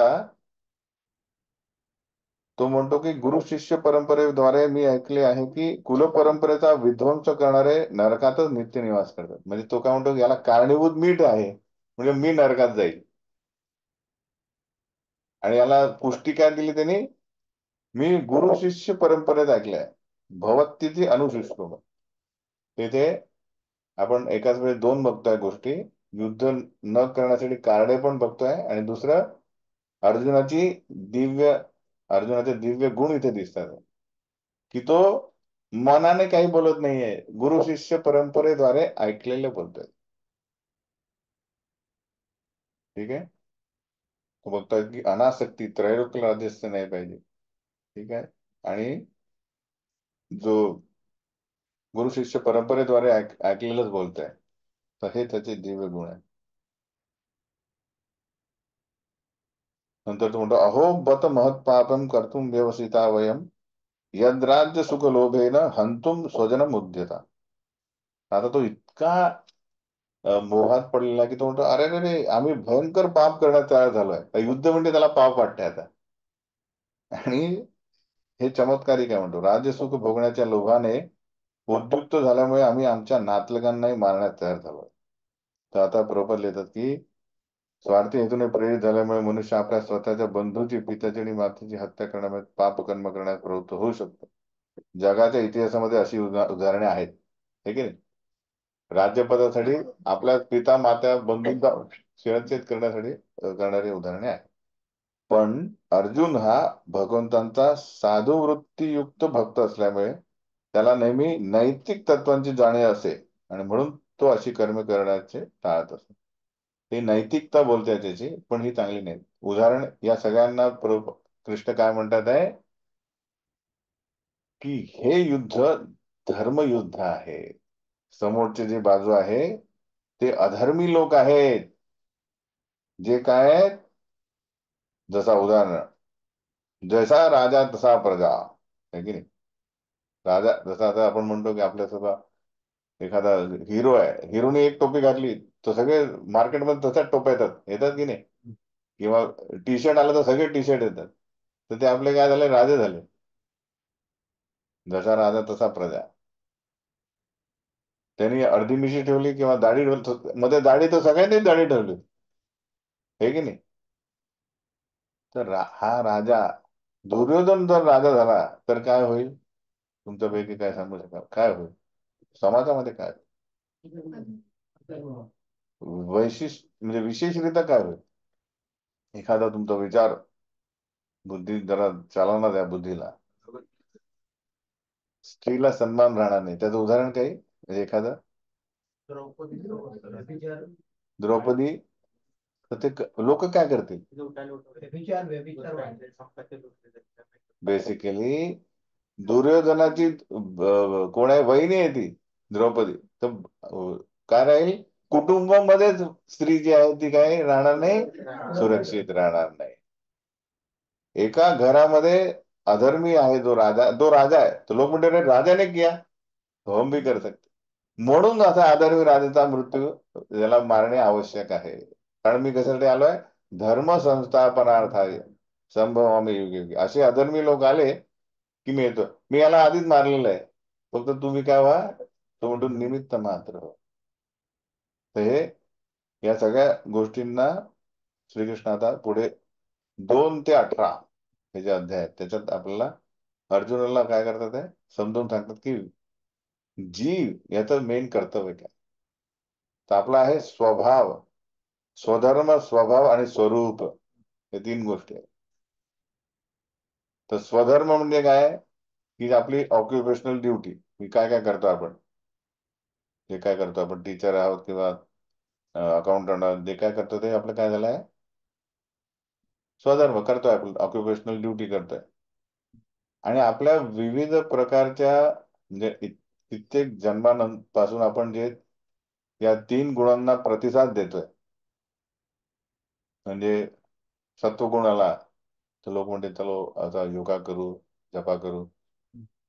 रजगुण आला तर काही लोक म्हणतील की, म्हणजे एक परिस्थिती आहे, त्याला प्रत्येक जण सारखा प्रतिसाद देत नाही. समजा कोणाला 1 लाख रुपये सापडले, दिसले, एखादा व्यक्ती तो पोलिसांना देऊन देईल. दुसरा व्यक्ती म्हणे अरे 50 लाख पहिले खिशात टाकतो, नंतर देईल. तिसरा म्हणजे सगळे घेऊन टाकतो. वेगवेगळे पद्धती, कारण काय, त्यांचा स्वभाव बदललाय, स्वभाव झाला वेगळ्या वेगळ्या. कारण काय, पूर्वी त्यांनी त्या गुणामध्ये तसाच प्रतिसाद दिला, तर तसंच झालं. काही राग आला तर काही खूनच करतं डायरेक्ट, कारण त्यांचा ते स्वभाव झाला राग. तर सत्व रज तम गुणामध्ये ज्या ज्या प्रकारे आपण तो प्रतिसाद देतो, हे आपल्या पूर्वजन्मानुसार ती आपला स्वभाव झालेला आहे. पण हे झालं आहे भौतिक, हे आपल्या भौतिक अस्तित्वामध्ये झालेलं आहे. स्वधर्म टेम्पररी आहे आणि स्वभाव पण टेम्पररी. आपलं स्वरूप जोपर्यंत मध्ये आपल्याला काय म्हणतात त्याला, प्रॉब्लेम आहे, म्हणजे काय म्हणतात आयडेंटिटी क्रायसिस आहे. म्हणजे की नक्की मी कोण आहे हे जोपर्यंत आपण जाणलं नाही, तोपर्यंत हे सगळे प्रॉब्लेम येतील. स्वधर्म काय आणि स्वभाव काय चेंज करायचं नाही. उदाहरण देतो की सपोज एखाद्या कंपनीमध्ये एक जण अपॉइंट केला आणि त्याला सगळे सांगतात आहे, अरे काम कर तू, ते फाईलचा झेरॉक्स काढणार आहे, तो झेरॉक्स आणतो. दुसरा म्हणतो अरे वेबसाईट मध्ये जाऊन काय कर तू, एक हे बनव, जावा प्रोग्राम बनव, प्रेझेंटेशन बनव. तिसरा म्हणतो अरे तू काय करते, झाडून काढ. तो म्हणतो अरे मी नक्की कोण आहे, जावा डेव्हलपर आहे की पिऊन आहे की काय आहे, एकदा ठरवा मी कोण आहे, ते मी जॉब करेल. तर तो गोंधळून जाईल. इथं लक्ष. तर जीव हा इथे आल्यानंतर काय आहे, सनातन काळासाठी आपले आयडेंटिटी बदलत आहे. कधी पुरुष आहे, कधी स्त्री आहे, कधी राजा आहे, कधी भिकारी आहे. आलं लक्षात. पण तो बदल, तो स्वतःला तो शरीर समजतोय. आपलं स्वरूप काय आहे, जीव, भगवंतांचा अंश आणि दास सेवक आहे. तर जेव्हा स्वरूप आयडेंटिटी क्लिअर झाली, इथे आपण सगळे जे बदलतोय ते स्वरूप काय आपलं, आपण आयडेंटिटी ठरवतो, मी भोगता आहे. मी भोगता म्हणजे काय, भोग करणार, हे सगळं माझ्यासाठी आहे. म्हणून प्रॉब्लेम आहे. तो स्वरूप आपलं काय आहे, दास. मी भोगता नाही, मी दास आहे. भगवंतांना आनंद प्रदान करण्यामध्ये मी काय सहकार्य करणार आहे. सगळं जे भगवंतांचं आहे ते त्यांना अर्पण करण्यासाठी माझं अस्तित्व आहे. त्याच्यामध्ये मला आनंद मिळेल. म्हणून आध्यात्मिकता म्हणजे काय, आत्मसाक्षात्कार. आत्मसाक्षात्कार म्हणजे नक्की मी कोण आहे. जेव्हा तो आपला साक्षात्कार झाला की मी शरीर नाही आहे, मी आत्मा आहे, आणि नुसता आत्मा भोगता नाही आहे, परमात्म्याचा दास आहे, म्हणजे श्रीकृष्णाची सेवा करणे हे माझं कर्तव्य आहे, अस्तित्व आहे. तर इथे सगळा प्रॉब्लेम होत आहे की जेव्हा भोगता झाला की तो तिथे इंद्रिय तृप्तीला अडथळा आला की तो शत्रू होईल आणि तो आसक्त होईल. जो जो भोग करायला मदत करतोय त्याचंही आसक्त, आणि सदैव अस्तित्व आपल्या भौतिक जगात राहत राहील. एक ते द्वेष किंवा आसक्ती. ठीक आहे. तर अशा प्रकारे हा मोहात पडलेला आहे. तर श्रीकृष्ण बेसिकली सांगतात की हे तुझं जे आहे नॉलेज जे आहे ते तुझं कुळधर्म आणि क्षत्रिय धर्माबद्दल बोलतोय तू, पण तुमचं जे आपलं स्वरूप जे आहे त्याच्याबद्दल तू विचार करत नाही. तू आत्म्याबद्दल बोलतोय. तू दुसऱ्या अध्यायामध्ये ते खडजावून त्याला सांगतात. तर आता परत 45 मध्ये तो म्हणतो, अर्जुन यदि माम अप्रतिकारम अशस्त्रम शस्त्रपाणय धातराष्ट्रारणे हन्युस तन्मे क्षेमतरम भवे. तो म्हणतो की मी समजा निशस्त्र आहे आणि प्रतिकार न करणारा आहे, आणि समोरच्यांनी कोण धृतराष्ट्र पुत्रांनी येऊन मला मारलंय तरी मी युद्ध करणार नाही. म्हणजे भयाडपणा त्याच्यात आलेला आहे. आणि म्हणून संजय म्हणतो की एव मुक्तार्जुन संख्ये रथोपस्थ उपाविशद विसृज्य सशरं चापम शोक संविघ्न मानस. म्हणतो की रणभूमीवर याप्रमाणे बोलून झाल्यानंतर अर्जुन आपले धनुष्यबाण बाजूला टाकून मनामध्ये अत्यंत शोकाकुल होऊन रथात बसला. प्रॉपरली तर शोकाकुल म्हणजे ऍक्च्युअली तो रडतो पण आहे आणि बसला. शोक संविघ्न मानस. तर ही गीता ऐकण्यापूर्वीची अवस्था काय ती, रथो उपस्थ, गांडीव बाहेर, आपल्या हातातून खाली, आणि तो बसलेला. अशा असे निराश चिंताग्रस्त अवस्था कोणाची असते, सगळ्यांची आपली. जीवनात किती प्रॉब्लेम आहे, हा बॉस कसा, ही सासू कशी, ही मुलगी कशी, हा मुलगा कसा आहे की नाही, हा शेजारी कसा आहे. तर युद्ध आपण पहिलेच हारलेलं आहे. कारण काय, आयडेंटिटी, स्वरूप जाणं. स्वरूप काय, मी भोगताय, सगळ्यांनी माझी सेवा करावी. म्हणून गीता ज्ञान जे आहे ते आपल्याला ईश्वर कोण आहे, जीव कोण आहे, प्रकृती काय आहे, काल कोण आहे, कर्म कसे आहेत, या प्रत्येक गोष्टीबद्दल जेव्हा ज्ञान मिळेल तेव्हा आपण समजू की मी कुठे आहे. तसं ते एक असतं ना, ते काय म्हणतात त्याला, खेळ असतो तो, त्यात अर्धे अर्धे तुकडे असतात, ते ते जमवले, फिट केले की समज चित्र दिसतं ते. अरे मग परफेक्ट आहे. आता सगळ्यांची परिस्थिती अशी आहे, काहीच माहित नाही कोण आहे, भगवंत कोण आहे मालूम नाही, तो बाजूचा आहे ना, तो स्वामी तो असेल, त्याला लोक कोणालाही हे म्हणतात, किंवा काही प्रकृती ऑटोमॅटिक चालली आहे. असे भरपूर काय काय म्हणून गीता आवश्यक आहे, ज्ञान, जेणे आपल्याला आत्मसाक्षात करण्यासाठी जे पहिली स्टेप जी आहे ती गीता ज्ञान आहे. ठीक आहे. तर ही परिस्थिती आहे. तो बसलेला आहे, गीता ऐकल्यानंतर तो काय म्हणतोय, करिष्ये वचनम तव. श्लोक नंबर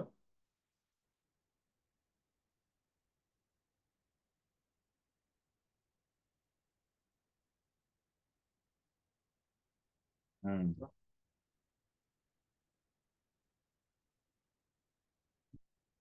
लास्ट नंबर, लास्ट 73वा श्लोक, नॉट लास्ट. तो काय म्हणतो, नष्टो मोहो स्मृतिर्लब्ध्वा त्वत्प्रसादात मयाच्युत स्थितोस्मी गत संदेह करिष्ये वचनम तव. आता पहिले काय म्हटलंय तो, विसृज्य ससरंतापम शोकम. रथात बसलाय, रडतोय, हातात गांडीव नाही. इथे म्हणतो नष्ट मोह. श्रीकृष्णा, माझा मोह नष्ट झाला, मला माहित पडलं मी कोण आहे. स्मृती लब्ध्वा, स्मृती परत आली आहे, मी कृष्णदास. कसा मिळाला, त्वत्प्रसादात मयाच्युता, तुम्ही मला गीता दिली, त्वत्प्रसादात. मग आता काय करणार, मी झोपणार गीता ऐकून? अहं. स्थितोस्मी गत संदेह, आता मी कुठल्याच प्रकारचा संदेह माझ्यात नाहीये. स्थिती माझी अशी आहे, करिष्ये वचनं तव, आता जे म्हणाल ते करा. कोण आहे तो, भीष्म, द्रोण. आणि आता मला समजलं की मी निमित्त मात्र आहे. माझं कार्य काय, तुम्हाला प्रसन्न करणं, तुमच्यासाठी युद्ध करणं. हा आहे मेन पहिला अध्याय, ज्यात आपण बघतोय की आता पुढे जाण्याआधी आज काय काय आपण बघितलं. 14व्या श्लोकापासून एक एक ऍड करा, की लिहा युद्धाची कारण, युद्धात पांडवांची विजयाची चिन्हे लिहा. बरोबर. हा तो लिहून राहिला, कोणी कोणी लिहिला, त्यात ऍड करा. आता आहे, आजचे ऍड झाले ना. फर्स्ट काय आहे, श्रीकृष्ण आपला पांडवांकडनं कोण आहे, मग अरे मग एवढं लिहून राहणार नाही. ते लिहा की श्रीकृष्णांकडे माधव, माधव म्हणजे श्री लक्ष्मीपती, जिथे लक्ष्मी असते तिथे सगळे हे लिहा. त्यामुळे तर हे झालं. नेक्स्ट, अर्जुनाचा रथ कोणी दिला होता, अग्नीने, जो सर्व दिशेकडे जाण्यास सज्ज आहे. तिसरा, अर्जुनाच्या रथावर भगवान आपलं हनुमानजी उपस्थित आहे. मग काय होईल, तर हनुमंत श्री रामचंद्रांच्या युद्धात होते, त्यांनी त्यांना विजयासाठी. हे सगळं लिहायचं आहे तुम्हाला, मी सांगत. नाही तर नुसतं लिहा, ध्वजा टिक टिक टिक ते गोल करून एक मार्क दिसेल 5 पैकी. लिहायचं आहे हे सगळं मी जे बोलतोय, की द्वापर युगामध्ये हनुमानजींनी श्री रामचंद्रांना विजयासाठी मदत केली होती, त्यामुळे ते पण इथे आता हजर आहे. त्यामुळे जिथे हनुमानजी आहे तिथे राम आहे, म्हणजे आता कृष्ण आहे. तिथे सीतादेवी म्हणजे लक्ष्मी देवी आहे. अशा प्रकारे आहे. नेक्स्ट, अजून काय, करेक्ट. पांडवांच्या शंखनादाने प्रतिपक्षातील म्हणजे कौरवांच्या हृदयात, कौरवांची हृदय हादरली, हेही एक चिन्ह आहे. अजून काही, हाजी, हा म्हणजे तेच अधर, हे धर्माची बाजू. पण हे आपण एवढंच लिहिलं तर चालेल, अजून याच्या व्यतिरिक्त आपण चर्चा केली नाही काही. एवढे 5 लिहायचे. लिहा लगेच, आता लिहा, ना तर जिंदगीत लिहिणार नाही तुम्ही. आता जे बोललो मी, लिहा ते, परत मी नाही बोलणार. हे तुम्ही आता जे त्यासाठी हा, तर ते हा युट्यूब वर येईल ना हा क्लास, तेव्हा त्याला. नेक्स्ट, अर्जुनाची युद्ध न करण्याची कारणे काय. पहिले काय कारण दिले त्यांनी, फर्स्ट, नातेवाईकांबद्दल करुणा जागृत झाली. नातेवाईकांबद्दल करुणा जागृत झाली, कारण त्यात बेसिक काय होतं, मी आणि माझे याच्या भौतिक आसक्तीमध्ये तो मोहित होता. आणि मग त्याची लक्षणे तुम्ही बघून लिहू शकता. आणि त्याचा तो हात थरथरतोय, शरीराला कंप फुटला आहे, काय झालेलं आहे शरीरात, काय म्हणतात, त्वचा दाह देतोय, ते आहेत लिहिलेले तुम्हाला. ते त्याची लक्षणं आहेत. ते झालं फक्त करुणेमध्ये, एका ह्याच्यात झालेलं. दुसरं काय म्हणतोय तो, पाप लागेल. पापकृत्याची भीती. तिसरं काय आहे? तो पापकृत्याची भीती म्हणजे तो म्हणतोय की यांना मारल्याने आपल्याला पाप लागेल. नातेवाईकांना मारल्यानंतर मला पाप लागेल, हा त्याचं कारण. नेक्स्ट म्हणतो की मला भविष्यात सुख मिळणार नाही. कसं काय? आपण चर्चा केली. कारण जनरली, हा ते सगळं लिहायचं की जनरली मनुष्याला सुख कसं प्राप्त होतं? आपला विजय साजरा करून कोणाशी? नातेवाईकांशी. पण इथे नातेवाईकांनाच मारायचं आहे, म्हणून भविष्यात सुख कसं मिळेल? म्हणून तो युद्ध नाही करत. फोर्थ काय? कुटुंबाचा नाश होईल. कुटुंबाचा नाश होईल तर ते व्यवस्थित ते लिहा, एकदम लिंक वाईज. कसं काय? कुटुंबाचा नाश झाला तर काय होईल? वरिष्ठ नाही राहणार, वरिष्ठ नाही तर संस्कार नाही. घरातील लोक अधर्मी होतील, अधर्मी होतील तर स्त्रियांचा वाममार्गाला जातील, वाममार्गाला जातील तर संतती वर्णसंकर येईल. वर्णसंकर झाला, समाजात कुठल्याच सुविधा राहणार नाही. नंतर युद्ध, महामारी, हे अशा प्रकारचे गोष्टी तयार होते. हे झाले चार. आणि पाचवा जे आहे ते दुसऱ्या अध्यायामध्ये आहे की निर्णय न घेता येणे. तो म्हणतो मी अशा परिस्थितीत मला काय करावं समजत नाही, म्हणून ही पाच कारणे ते देतो.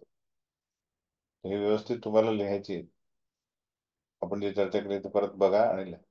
आता काही आपण शब्द बघितले आज. उदाहरणार्थ वृकोदर, याचा अर्थ काय? तो लिहायचा. म्हणजे हे प्रश्न देतो मी तुम्हाला. आज दोन प्रश्न दिले. आजचा प्रश्न आला तो, पाच कारणे द्या युद्ध न करण्याची. लिहिला. आणि आता जो पहिला प्रश्न दिला होता की या वरील नाव कोणाला उद्देशून म्हटलं आणि त्याचा अर्थ लिहा, त्याच्यात ऍड करा. माधव झाला, ऋषिकेश आपण बघितला होता, धनंजय, वृकोदर, गुडाकेश, गोविंद आणि कपिध्वज, अच्युत. अच्छा, चर्चा केल्यावर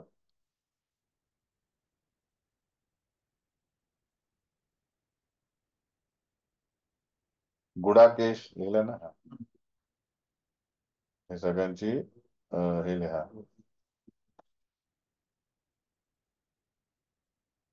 त्यानंतर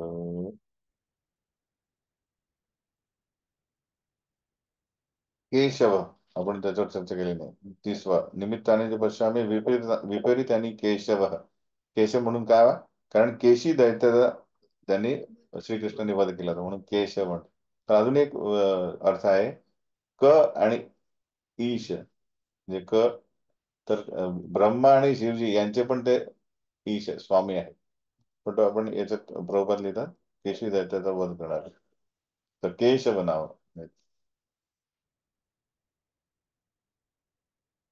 किती झाले? जनार्दन. जनार्दन म्हणजे कोण? जे सगळ्या व्यक्तींचा काय करतात आहे? पालन पोषण करणारे जनार्दन. सर्व जीवांचे पालन करतात. अजून काय आहे? आतताई लिहा. आतताई म्हणजे काय? सहा प्रकारचे आतताई स्पष्ट करा, हा एक प्रश्न आहे.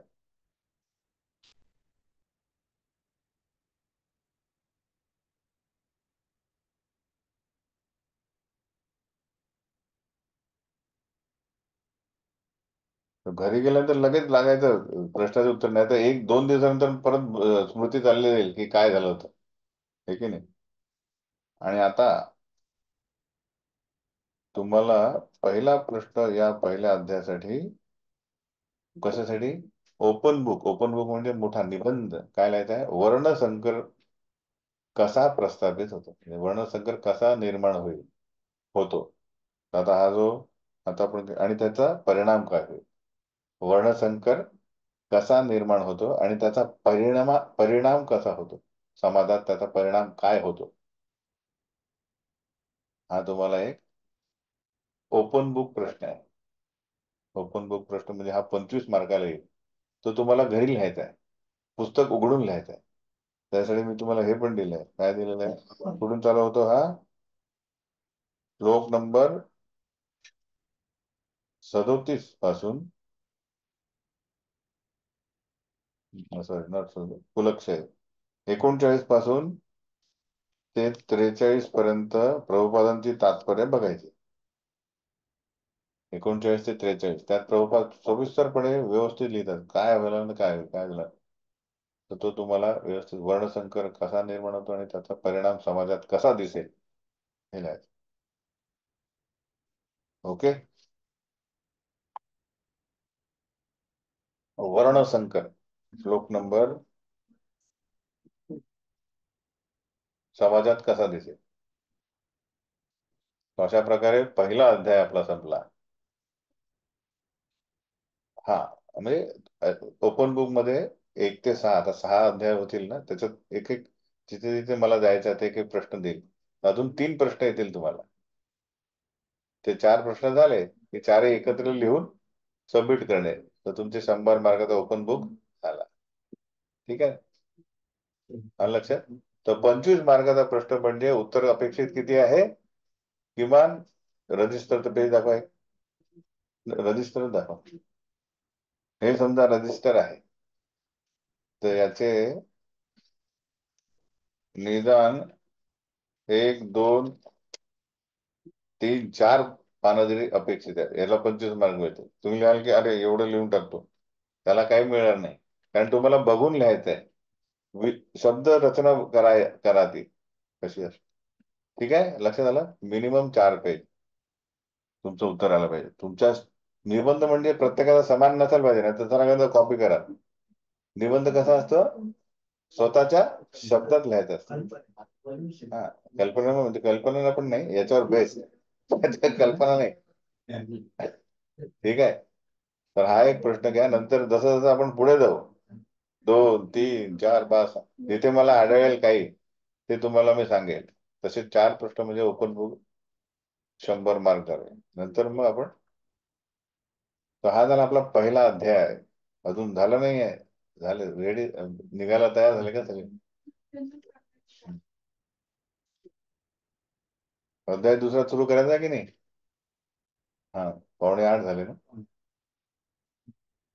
थोडस रिव्हिजन अजून, रिव्हिजन तुम्ही आले लेट एवढे.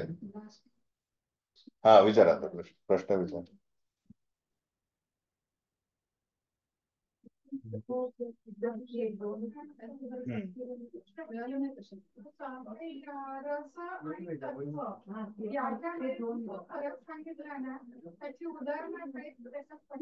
सांगतो.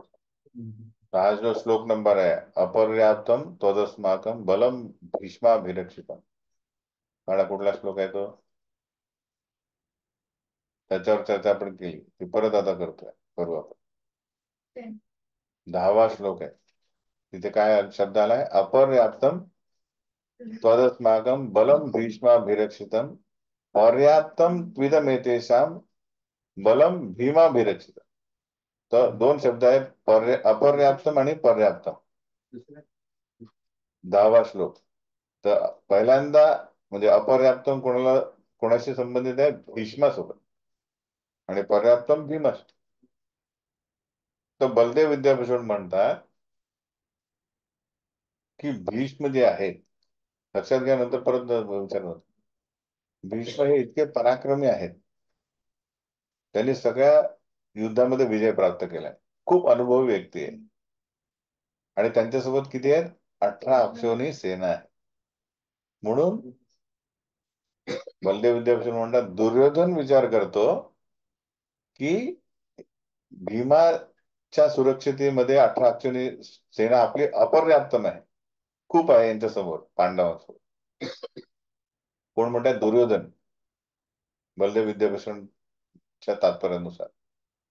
आणि दुर्योधन म्हणतो, भीमाने सुरक्षित केलेली 7 अक्षौहिणी सेना, भीम हा नवखा आहे की नाही, त्याने कुठे युद्ध नाही केले भीष्मासमोर, भीष्मासमोर. त्यामुळे ही पर्याप्तम आहे. पर्याप्त म्हणजे पर्याप्त आहे, कमी आहे, ऑटोमॅटिक आरामात आपण त्यांना हरवू. तर हे झालं तत्ववाद. कारण प्रॅक्टिकलिटी, 18 समोर 7, आणि भीष्म अनुभवी, आणि हा नौका आहे सेनापती त्याचा 7च आहे, तर कोण जिंकेल? साहजिक आहे, कोण जिंकणार? भीष्म जिंकेल.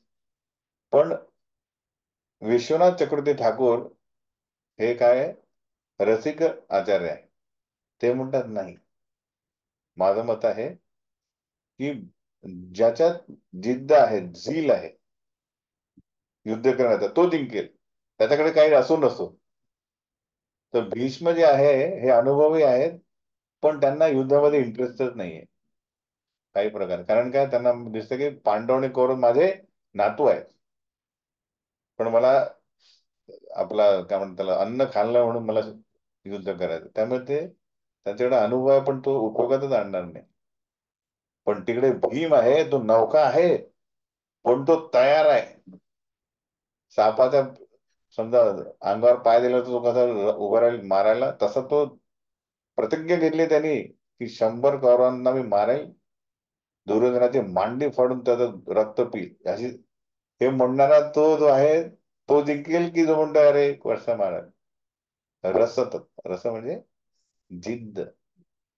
तो जिद्दी म्हणजे त्यात उत्साह जो आहे, त्या उत्साहामुळे भीम जिंकेल. तर भीमाच्या सोबत कमी लोक आहेत तरी पर्याप्त आहेत, ते यांच्यासाठी पर्याप्त म्हणजे सफिशियंट आहे.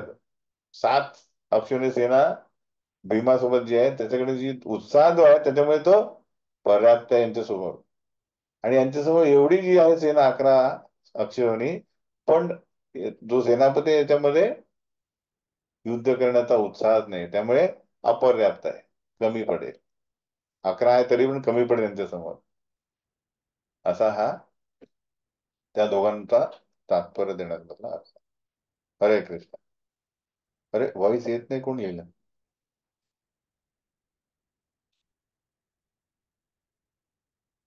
असं काय करू नका.